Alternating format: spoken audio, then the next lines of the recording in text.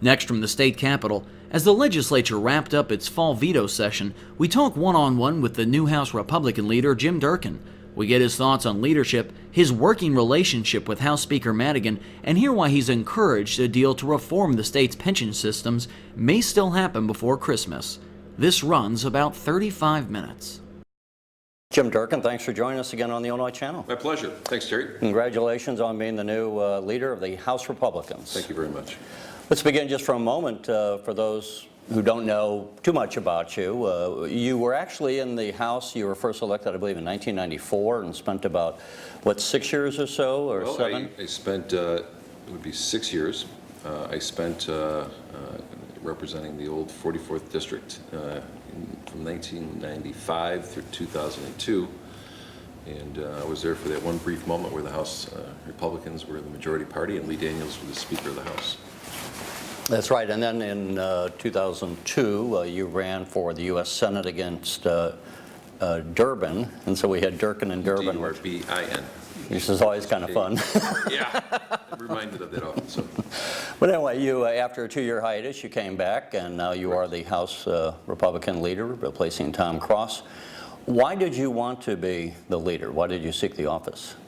I believe that we are at such a turning point in the state. I feel that my accomplishments I've done professionally as a prosecutor, serving on a school board back in the early 90s, running a statewide campaign as a U.S. Senate candidate, running 2 presidential campaigns in Illinois, I believe puts me in a position where I have a greater understanding of the state of Illinois than I think other people in my caucus. I have I come from a life of public service. I'm families, all people who had dedicated a good portion of their life to public service, but I use this line that I'm a father, I'm a husband, a taxpayer, and I'm a legislator with a little more responsibilities, but I'm terribly worried about the future opportunities for children like my daughter and also my neighbors' children.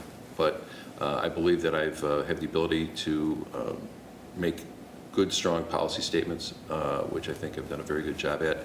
I have to raise money, but I've been successful with both in my career. So I stepped up because I felt it was important for the caucus. I feel and I still believe, and I know I have a strong voice for the Republican Party in Illinois, and I think people listen when I speak. So it's a tough job and a lot of responsibilities. It came down to last summer, a friendly match between Raymond Poe, he's a colleague from Springfield, actually lives in the Sherman area, and myself. And Ray and I had many discussions, and at the end of the day, Raymond and I reached a gentleman's agreement, and Ray supported me. So I think it's important that people realize that it's not just my friends who live in the suburbs and also in the collar counties, but I also had deep support from House Republican members throughout the state, Central Illinois and also Southern Illinois. So we'll get into some issues, but really I would rather want to introduce you to people, because a lot of people still don't know who you are or were. Sure. I mean, you're well known here by those of us who cover the Capitol, but you talked about some of those influences just there. How do you view the job, let's say, of being the leader? How is that going to differ from what you have been doing as a member? Well, I guess when I was a member, I was kind of just, laser focused on my particular issues I had within the committees that I was serving on. This is a job where it's going to take some learning. There will be a little bit, not too much of a learning curve, but I've got to look at the big picture and how any particular piece of policy, which is promoted by our side and also the Democratic side, see whether or not we think this is the right way to move forward. And I will just say that part of my job is being the voice of the House Republicans. I have to work with the Democrats, and I'm going to work with them. I'm pleased to work with the Democrats, Speaker Madigan and also Senator Cullerton. We've been meeting, we've been discussing issues, but my job is to bring resolution to some of the tough issues of the day, whether it's firearms, pensions. We have some very, very daunting challenges ahead of us in public safety and also with our fiscal issues. But I understand that one of the problems that people see with government and also a lot of elected officials is that they are more interested sometimes with obstruction rather than finding a compromise and results to the big issues.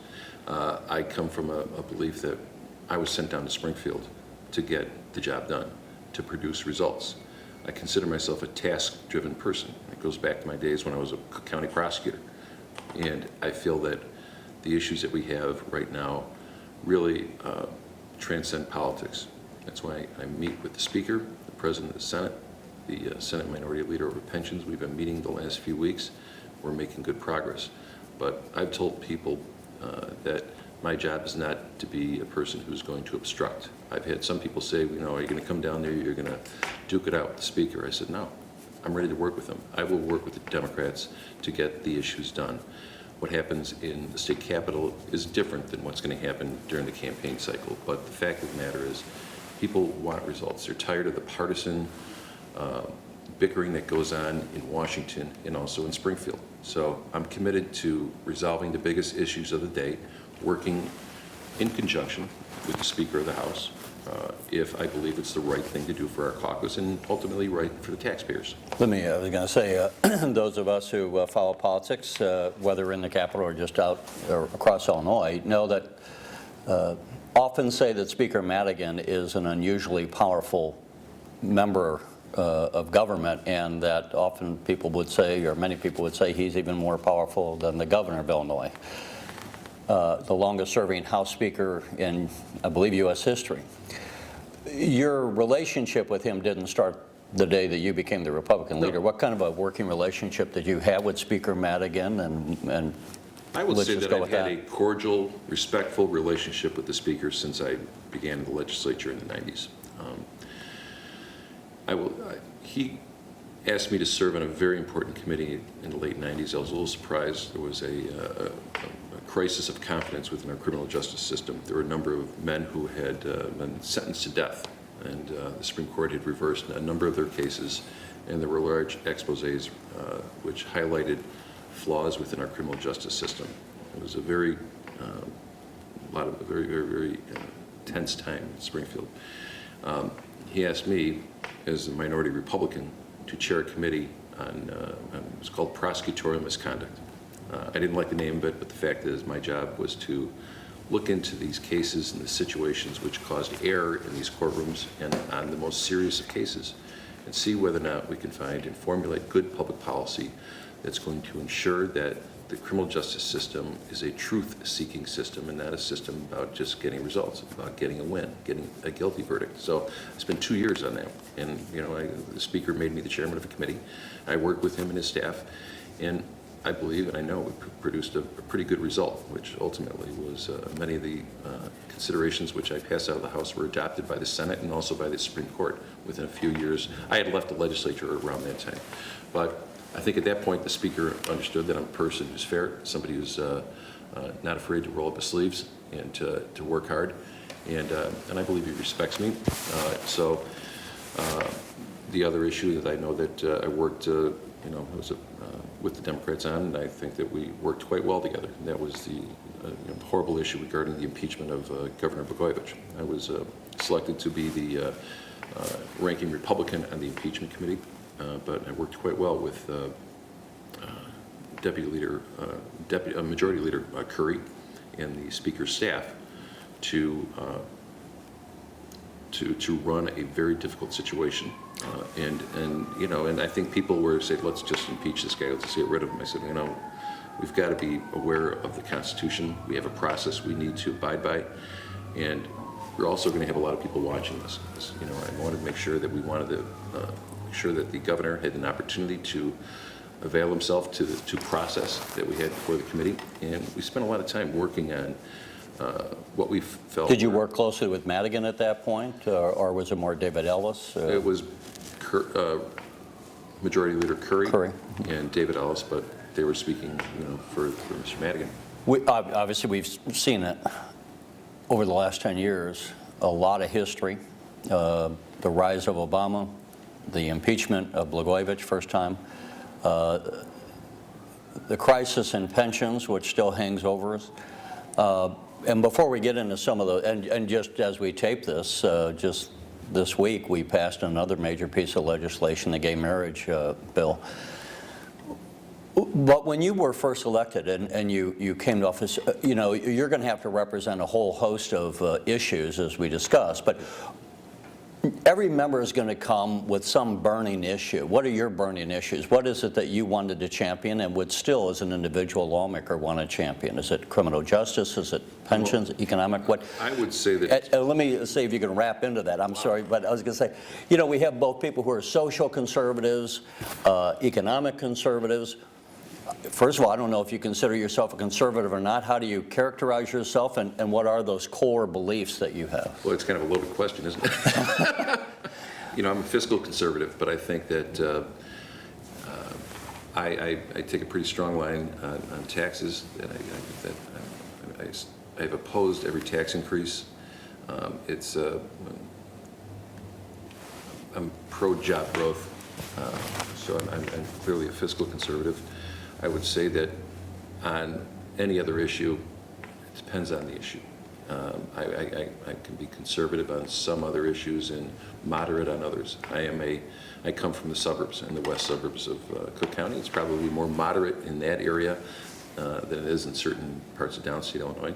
But I also worked in a high-volume courtroom where I had witnessed just horrible acts of violence with guns by some bad people. So I would say that my position on firearms is a little different than some of my colleagues from downstate Illinois. Some people have characterized me as moderate in that sense. But my experience during my days before in the legislature, I look at things a little differently. So hard for me to characterize myself. Let me jump in there. Probably one of the toughest questions to ask anybody. How would you define themselves? Are you a moderate? Yeah, it's like trying to write your own resume. It's hard. It's horrible, exactly. So, you know what, I guess it depends on the issue. Well, let's take the gun issue just so people know. First of all, what is your position on guns in general? Obviously, we just passed the concealed carry, which was ordered by a federal judge. I voted 2 years ago against conceal and carry. I wasn't satisfied that there was enough protections in there for individuals for training, and I just didn't feel it was appropriate in my area at that time. I did read extensively the Seventh Circuit opinion, which mandated the legislature to carry and conceal law, and I felt that it was clearly a balancing act about whether or not, if you vote against it, what are the consequences? In the opinion, it was pretty clear that if we did not vote and pass that carry and conceal law by the date that they had set in the opinion, there would be a non-enforcement of a number of other weapons statutes, and I felt that that was the wrong thing to do. I really spent some time researching other states to see how the experience was with carry and conceal. Indiana, for one, Florida. And I think all of us have visited those states at one point, and I do that quite often with my family. You know, and I, at the end of the day, I felt, one, I have an opinion. I respect the law, and I respect the Seventh Circuit opinion, but I also did some more due diligence to look and see what the experience was, and I felt that the framework of the bill that we passed was the right thing to do. We have a bill now that actually just been altered a bit, but it's as far as punishment, for lack of a better word, enforcement of violations of the concealed carry provision. I think it's been scaled back. Some people had fears that it was going to be unduly harsh for someone who just was a law-abiding citizen but maybe inadvertently made a mistake. They were going to be mandatorily sent to prison for 85% of the set time, which was going to be about a year. Roughly, they would have been sent for 10 months in prison. I believe that's been scaled back on that particular issue. Where do you stand, and what are your thoughts? Well, I've been supportive of the bill. I have a zero-tolerance attitude towards anyone who has a loaded weapon or firearm that's accessible when loaded. Just what I said earlier, my experience of dealing with individuals, some really bad actors who live out in the city of Chicago, in the suburbs, in different parts of the state. Just last night there were 7 shootings in the city of Chicago. 3 men were killed and a minor child was hurt in gun violence. Every day that I wake up, I look online and I see the terrible gun violence that goes on in the city of Chicago, and I take a very hard-line attitude towards it. You know, the people who are going to be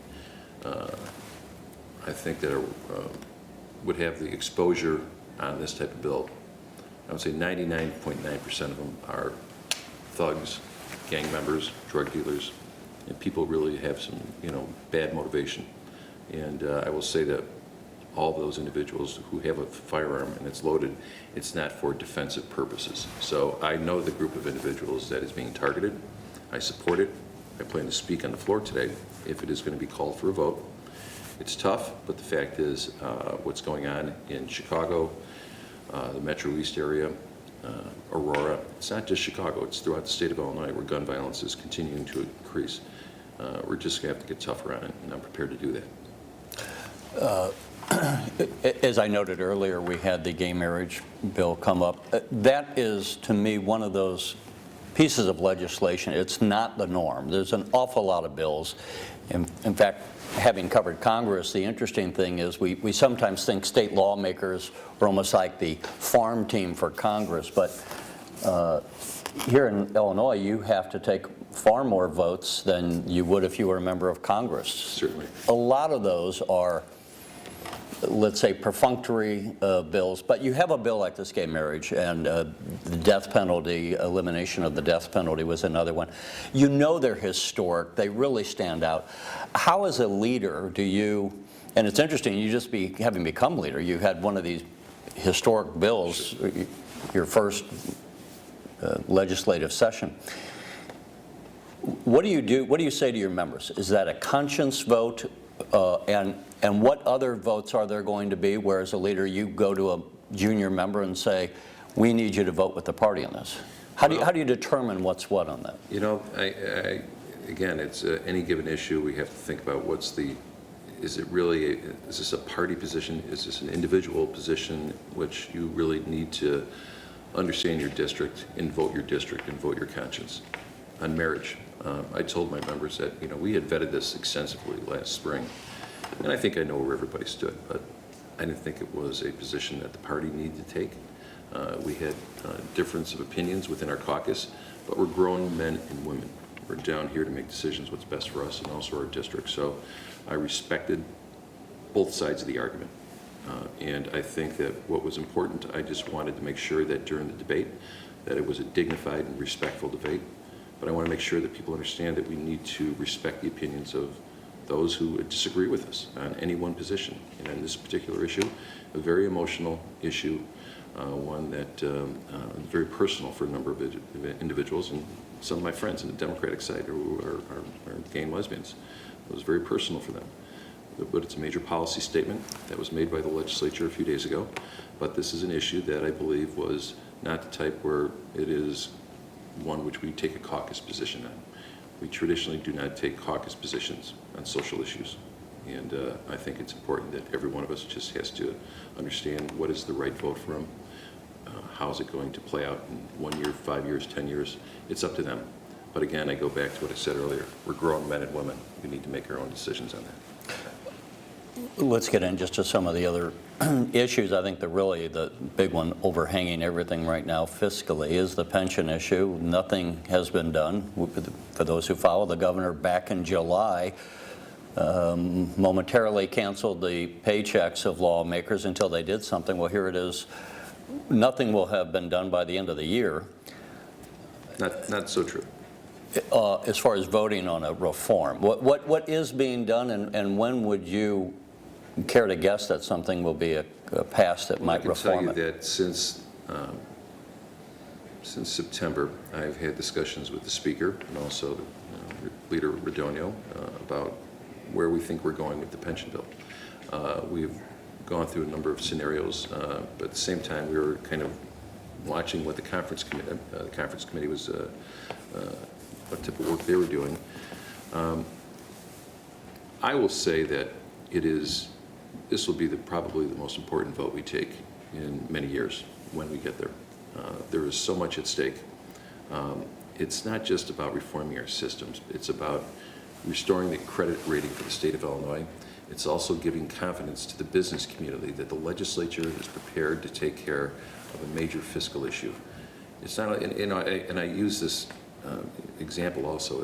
The question regarding our pension systems and our fiscal problems are not just discussions that are going on at corporate boardrooms at their tables. it's making its way into the households at the dinner table. I have friends that live in the west suburbs. I have friends who've told me, young families, who said, Jim, I'm very concerned about the inaction of Springfield of addressing the big issues, big fiscal issues. And I am considering taking my family and bringing them to Wisconsin, raising them in another state. And I'm very, very disturbed by that. But I understand if that's what's best for their children. I recognize that, but I think it's important that we make this huge, first step in making substantial and significant reform to our pension systems, which is going to give the confidence back to citizens and also employers that they're not going to be stuck with a big tax bill in a couple of years. That's what they're worried about, is that if we do not pass a pension bill, that ultimately the hole is going to be filled in with taxpayer money by changing the tax code based on small businesses, families, and also our corporations. And I think that's wrong. We need to handle it internally, do it the way which, we passed a bill last spring, which I supported. And I thought it was a good bill, and I was hoping that the Senate would take it up, and it didn't work out so well. But I will say this, no secret that there have been meetings with the Leader Redonio, myself, President Cullerton, and Speaker Madigan. We've met over the last few weeks, and without getting into specifics, we've made good progress. And there had been a divide. One never knows what to make of this, if it's real divide or theater, but between Speaker Madigan and Senate President Cullerton, who have long been close friends. So, you think you're making progress on that, and before the end of the legislative session that would come at the end of May, I never thought it would come we'll up pass in the something? legislative session. I think some people, you got to look historically at veto sessions. They are overhyped, and there's always a lot of anxiety, a lot of enthusiasm, but traditionally in 6 days, it's tough to get a lot of things done. Right. So people were kind of just picking these 6 arbitrary days in the fall to get the pension bill done. But the fact of the matter is, we haven't reached a conclusion of where we think the bill should go. We've agreed to some general concepts. We have some of those concepts are being scored, being analyzed by the systems to see whether or not there's significant savings and how it would play out financially. My position is that we do it right and we do it once. And if we have to come back for one day in November or December, so be it. But to me, I think, again... So you think is it possible that it might happen as soon as before the end of 2013? Yes. I think that based on the discussions that I've had with the leaders, there's I think a very good chance that we will address pensions before the year's over. Well, that would be good news. One concern is that we passed pension reform, but it's nowhere near enough. Well, I guess it's... And then you can't go back and take another bite at the apple, and you haven't really solved the problem to the extent that one would need to address it. Well, getting back to what I said earlier, I think we're making good progress. But I've made public statements that I support Leader Redonio and also Speaker Madigan, that a pension bill must be substantial and with significant savings. So I take that general position, and that's the approach the three of us have taken.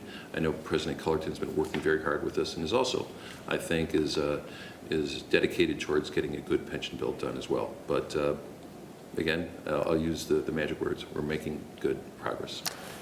I want to get into some tax issues, so I'll actually just have this answer could be relatively short. But having covered the legislature for some years now, it's my sense is that the relationship between the leaders, and it was true with Tom Cross as well, so I'm not indicting him, but is far more positive today than it was a few years ago when we had Emo Jones running the Senate, Speaker Madigan, of course, but you had Rob Blagojevich in the governorship. Is that a fair assessment? I mean, just in terms of who the players are and the changing dynamics as far as working relationships, how would you characterize all four today? Leaders are of Irish descent, so I think, I mean, you can draw your own conclusions on that. So, but no, I can't speak about the past. I will say right now that the four leaders are very committed, we're very dedicated to our caucus, but we're also committed to moving the state in the right direction without getting politics of Springfield involved. And, you know, like I said, this pension issue, it transcends this whole issue of politics. I'm more interested in getting the job done, and the consequences afterwards from individuals who don't like my vote, I'm ready to take it. But the fact is, it's too big of an issue. This state is a great state, but I'm fearful of the opportunities or the lack of opportunities that are going to be left for my children, my neighbors' children, for education and also for economic opportunities, for jobs when they get out of school. So I have to get it done. My parents would not leave this situation for me. They would take the tough vote. They came from a great generation of individuals who sacrificed everything for their children. That's what we're going to have to do. Yeah, and I'll toss out just to not, you don't have to answer, but we're facing the same issue at the federal level as far as entitlement reforms needing to be addressed. So that's a whole, we're all the same taxpayers, and that layer of cost is going to be coming down the pike at us very quickly. Relative to the state's revenues, the pension by itself is going to increase. The cost of paying the pension payment from June of 2013 to June of 2014 is going to go up by $1 billion. That's going to exceed the revenue, the additional revenue coming in. Next year, 2014, is the last year that we'll have the full increase of the tax increase. So the legislature is going to have to say, do we want to revert back to where we were or keep what was a temporary tax increase? That, I believe, will cost the state somewhere in the area, what, $6 billion perhaps in revenue would revert. Have you taken a position on that? What are your thoughts on what we're going to do as a state relative to what was pitched as a temporary tax increase? The temporary tax increase was sold to Illinois as a way to pay our bills and pay our vendors, some $6 or $7 billion at that time. We were misled. Taxpayers were misled by the Democrats who made a pension payment with that money.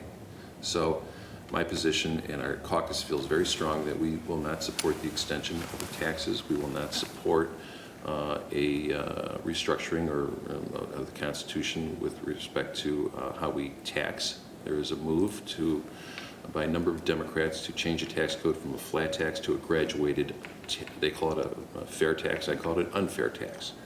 They want to move it, just for the viewers. They want. Some are proposing to change our income tax in the state of Illinois, so where it goes up, the more you make, the more you pay, as the federal. Today it's a flat tax. Rates that you have with on the federal side. So 47 Republicans are against that. Our businesses are fearful of that they're the ones who are going to be responsible for a great deal of the taxes. I've had conversations with business leaders and I said, if you guys change the tax code, that's fine, go ahead, do it, but we're leaving Illinois. I've talked to big manufacturers downstate Illinois. I said, if you guys do change the tax code, will we leave Illinois? Probably not, but we're never going to make another investment in the state. So when you get a big manufacturing line that they're ready to roll out, they're going to go over to Indiana or Iowa, Texas, or anywhere else. But the fact is, there has to be a major revision of how we operate and do business, and I think that's going to be part of this governor's campaign. We have 4 good Republicans running. Have you picked a candidate? Are you backing anyone publicly? No. I think it's appropriate for the House leaders to stay out of that race. I have all 4 of them are fine men. I know each one of them, but of the 46 colleagues, everyone's supporting a different individual. So I have a hard enough time keeping our group together. So I'm not going to stick my nose in that. And I'm just going to let the electors make a decision on who the best nominee is. And whoever is the nominee, I will support 100%. Let me, you can always get too much into the weeds, and I didn't want to do too much of that. But relative to the pension, one of the things Speaker Madigan has proposed is to cost shift, to send the cost of the teachers' pensions to local school districts and to increase on a graduated basis over a period of time. One of the educational leaders we just recently spoke to said, first of all, 2/3 of all the schools are already operating in a deficit. We can't even incur the first step, much less the graduated increases. But they said the one thing that the state could do for the school districts is to go through and to release some of these mandates that say we have to spend money in certain ways, instead of just saying, giving us the money and let us run our own schools. Right. Is that something that you've heard from them? And I have not heard from them, but I will say that our caucus would very much supports elimination of these unfunded mandates, whether it comes on schools, park districts, or other local taxing bodies.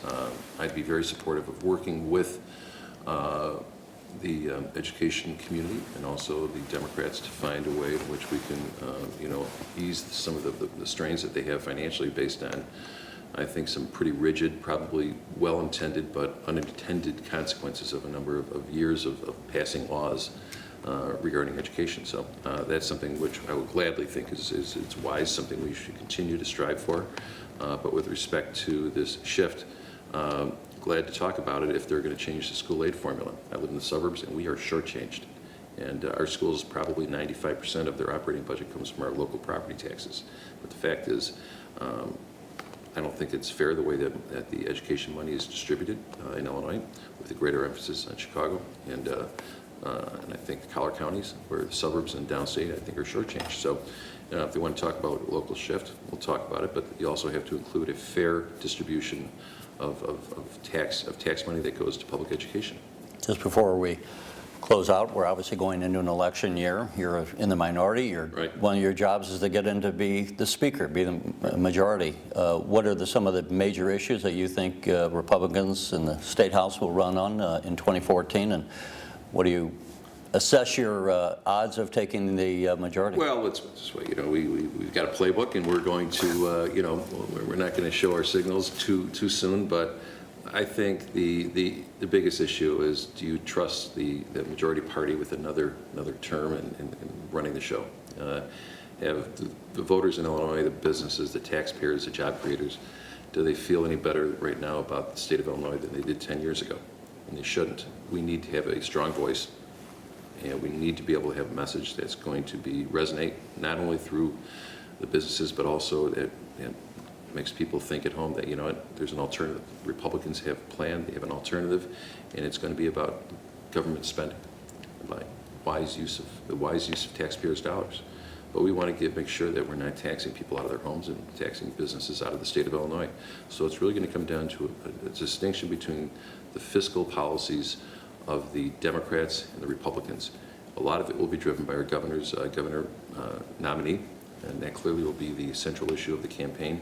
But it's going to be the pocketbook issues that are going to drive us, and that's going to be the message that we are going to have through this next cycle. I'm operating and running against a very challenging legislative map. It was gerrymandered 2 years ago. I'm going to do the best I can. We are working very hard, and we've got some very good candidates in different parts of the state. Anything could happen in any cycle. In 1994, the world changed for Republicans. Yeah. It was a very good year. I hope we have that same result.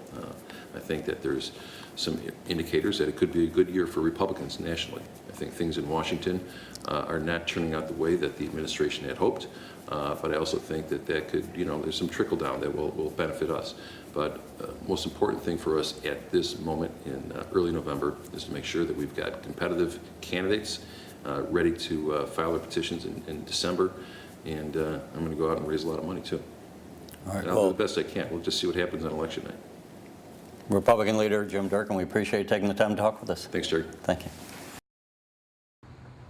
You're watching the Illinois Channel, an independent nonprofit corporation formed to provide gavel-to-gavel coverage of Illinois state government and other public affairs events taking place across Illinois.